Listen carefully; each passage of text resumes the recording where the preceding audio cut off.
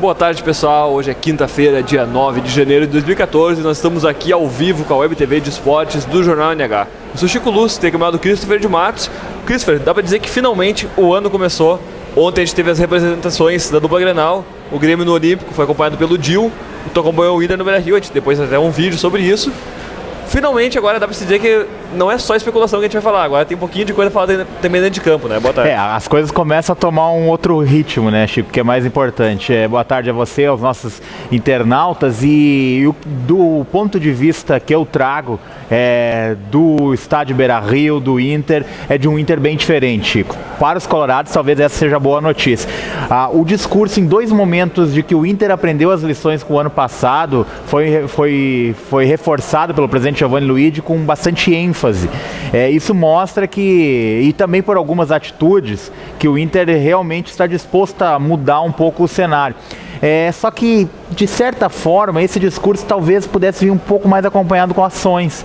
E aí a gente fala também na questão do departamento de futebol, a gente fala também na questão do rejuvenescimento da equipe, que talvez não tenha acontecido na proporção que o torcedor esperava, embora peças estejam ainda sendo modificadas, principalmente nas laterais, que era um problema do Inter ano passado. Agora, o visual do Beira-Rio e o momento do estádio é realmente impactante. A sensação de entrar pelo túnel do vestiário e ingressar no gramado é uma das coisas mais belas do futebol gaúcho, certamente de todos os tempos, Chico. O vídeo que a gente preparou, que daqui a pouco a gente vai mostrar, dá uma imagem externa. A gente não teve autorização para realizar imagens internas do vestiário, até porque não estão finalizadas as obras. E há uma preocupação do Inter também em mostrar o que está bonito, né, nesse momento, que é o mais importante, já que as obras no entorno ainda estão muito aquém do ritmo necessário pelo calendário, que é apertado, mas a parte interna do Beira-Rio, essa é impactante, é belíssima. Tá certo. Christopher, antes de a gente mostrar aí o vídeo que vocês prepararam, tu e o Rodrigo Rodrigues prepararam, o Grêmio foi apresentado ontem, aí o Grêmio sem quase nenhuma novidade, né? A grande novidade era o Anderson Moreira. O fato do dia, na verdade, foi a presença do Alex Telles lá, né? Mesmo que ele ainda não seja garantido que vai ficar, é muito difícil que fique. Mas o Grêmio, que precisa se mexer para Libertadores, para entrar com força na briga pela Libertadores, por enquanto não está empolgando seu torcedor. E a gente vê os paradoxos, né, Chico? O Inter levando a apresentação para um local que ainda não está apto para receber jogos, pensando no futuro, e o Grêmio levando para um local que não vai mais receber os jogos do passado. Aí fica uma situação meio constrangedora, eu acredito que tenha passado o próprio presidente Fábio Koff. Isso é mais um episódio dessa parceria que é tão conturbada com a OAS, que o Grêmio precisa pedir uma autorização e se desgastar para abrir o estádio, que lhe é de direito, para realizar um evento público de apresentação. Um evento que tem, sabidamente, imagens para o Brasil e para o mundo, é um evento importante, tradicional nas equipes mundo afora, e o Grêmio leva para um estádio que não vai receber jogos e que está com uma estrutura ao redor deprimente. Não tem mais manutenção há um tempão, né? O Olímpico era uma coisa se tivesse uma manutenção no último ano, mas não teve. Tem pilhas de entulho de um lado, tem a marquise caída do outro, já tirado com a parte dos elevadores, enfim, o visual ontem que eu acompanhei no Estádio Olímpico muito deprimente, assim. E o Grêmio usando aquela estrutura acanhada do vestiário, uma estrutura de 60 anos atrás, sendo que tem um estádio do lado aqui, novinho em folha, com uma sala de conferência, se fosse o caso, belíssima, uma das mais modernas do Brasil. E não consegue autorização para fazer isso. É no mínimo curioso. A grande apresentação do Grêmio, a grande novidade desse ano, para mim não é nem o Anderson, Chico, é o Fábio Maceridian, que esse sim é um baita preparador e esse é top no Brasil. Pois é, o Maceridian já disse hoje, né, Christopher, que o Grêmio vai começar o gauchão com o time sub-23, como que já vem treinando há algum tempo, mas que ele quer botar o time em campo, o time principal em campo antes do Grenal, para que o time chegue no Grenal do dia 9 de fevereiro já pronto para aguentar o ritmo do jogo, né? E o mais curioso é que esse discurso de motivação para disputar o gauchão vem somente do preparador físico até agora. A gente não ouviu o presidente Koff, a gente não ouviu o diretor executivo, o Rui Costa, o vice-presidente político, o Quitolina, ninguém falou sobre isso até agora. O Grêmio parece que adota um discurso de conformismo com a atual situação financeira, que é delicadíssima. O Grêmio vive vive um colapso financeiro, segundo alguns próprios dirigentes, e parece que há uma conformação com essa situação. Pelo contrário, é esse discurso do Maceridian que inflama os jogadores. Esse é importante para esse momento. Se o Grêmio vai ser um time modesto, vai ser um time, entre aspas, mais simples para essa temporada, pelo menos vai ter que ter dedicação. E com um discurso derrotado como o Grêmio iniciou a temporada, não vai chegar em lugar nenhum. Pois é. Cris, eu pedi agora para o Marcelo Colaro, nosso operador aqui dos áudios visuais, para que coloque então um vídeo que tu e o Rodrigo prepararam para mostrar como é que está o Beira-Rio aí quase pronto para receber os jogos do Inter no Gauchão. Roda aí. Ela tá assim, verdinha, pronto para esperar a bola rolar, esperar os protagonistas da temporada de 2014. Ele está assim, quase pronto, etapa final, 98% das obras concluídas.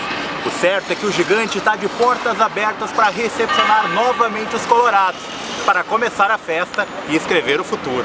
Foi com o Beira-Rio como principal novidade que o Inter se reapresentou visando a temporada de 2014, numa simbologia entre passado e futuro que o clube almeja um presente vitorioso.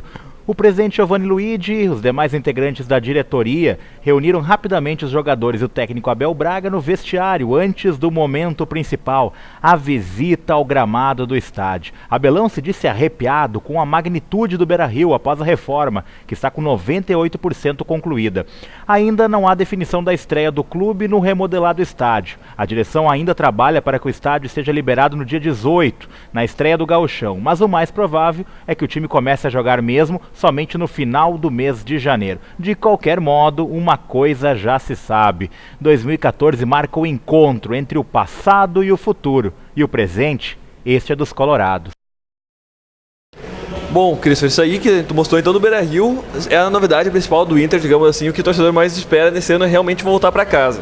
Agora, no time, tem algumas novidades. Ontem foram apresentados o Hernando e o Gilberto. Essa semana o Inter ainda deve definir a contratação do Aranguiz, né, que realmente é um negócio que já está Deve se apresentar na Serra. Ontem as informações de bastidores deve se apresentar diretamente em Gramado. Certo, ele foi à Itália, né, viajou para a Itália para poder acertar com a Udinese.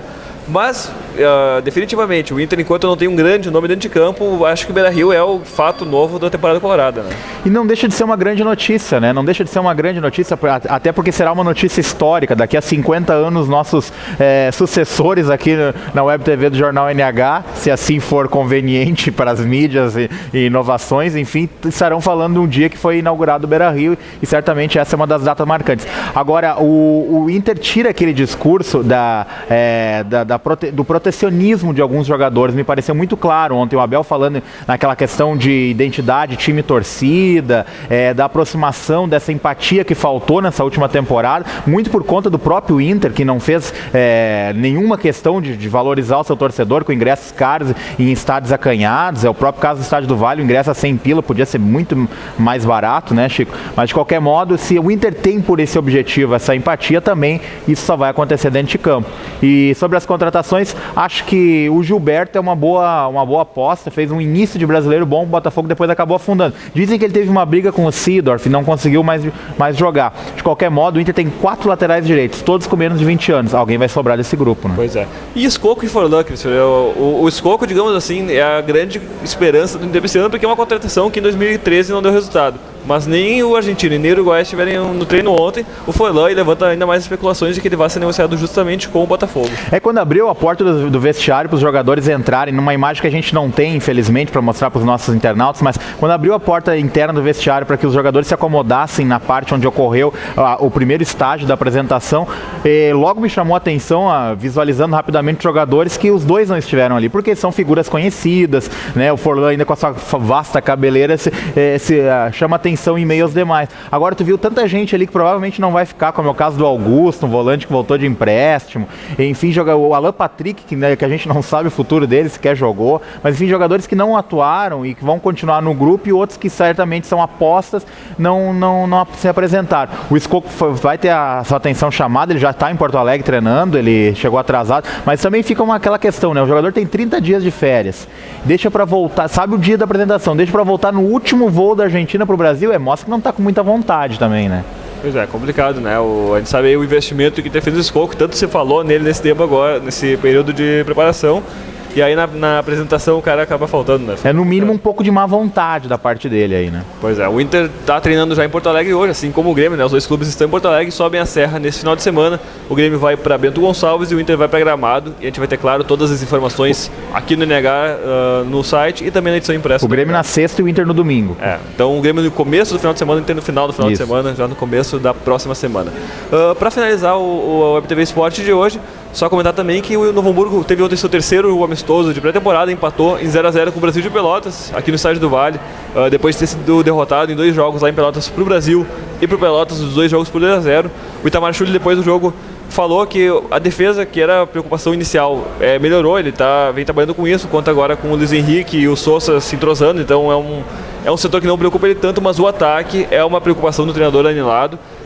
O Itamar Schulli falou que ainda falta melhorar a transição de velocidade do meio campo para o ataque e voltou a pedir reforços, né? Ele não teve ontem o Douglas, que é o atacante que chegou aí, digamos, com mais grife para a equipe agora, contou com o Jonatas Belusso, que não conseguiu ter uma boa atuação. Mas o Itamar Schulli de novo voltou a pedir reforço aí pro... E o Belusso eu acho que tá jogando um pouquinho de fora de posição. Ele pra mim sempre pareceu o segundo atacante, pelo menos no Juventude, uma boa passagem dele era segundo homem. Aí nesse caso, sem o Douglas, teve que jogar de referência. Acho que o Novo Hamburgo perde um pouco.